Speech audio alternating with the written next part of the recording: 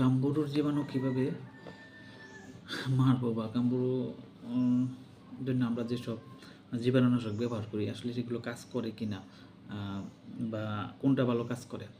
গাম্বুরুর জীবাণু একটা অনেক কিছুতে রেজিস্ট্যান্স, তবে কিছু কিছু জিনিস আছে কাজ করে।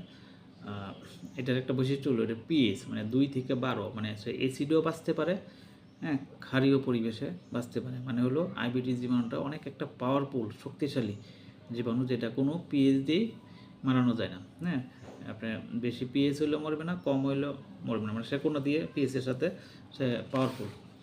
এটা অন্য কোনো জীবাণুনাশক দিয়ে মারা যায় না, তবে ক্লোরিন প্রিপারেশন, ব্লিচিং পাউডার দিয়ে মারা যাবে, তারপর আয়োডিন মানে পবিসেপ এটা দিয়ে মারা যাবে, তারপর ফরমালিন, ফরমালিন দিয়ে সব জীবাণু মরে। ফরমালিন পটাশিয়াম দিয়ে ফিউমিগেশন করলে সব ধরনের জীবাণু মরে।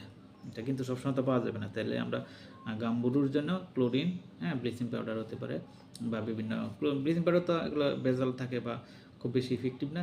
সবচেয়ে ভালো হইলে যে বিভিন্ন কোম্পানির যে প্রিপারেশন আছে ওইটা সবচেয়ে ভালো, এমনি দিলেও হবে, তবে ওইটা বেশি ভালো। তবে আয়োডিন পবিসেপ 0.5% যে আয়োডিন আছে এটা দিতে পারি, অথবা আমরা বাজারে যে মানুষের জন্য 10%, 5% যেই মানুষের জন্য যে হাসপাতালে ব্যবহার হয় স্কোয়ারের আছে পবিসেপ, এটা আমরা ব্যবহার করতে পারি। তাহলে সোডিয়াম হাইড্রোক্সাইড, হ্যাঁ, সোডিয়াম হাইড্রোক্সাইড, হ্যাঁ, কস্টিক সোডিয়া, এটাও সবসময় হয়তো পাওয়া যাবে না, এটাও ব্যবহার করা যেতে পারে।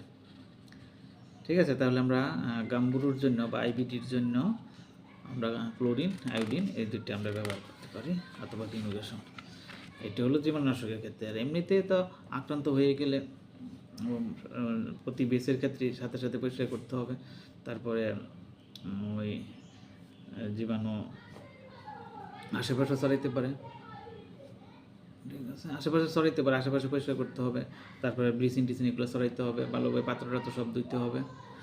ঠিক আছে, তাহলে এই পর্যন্তই। আল্লাহ হাফেজ।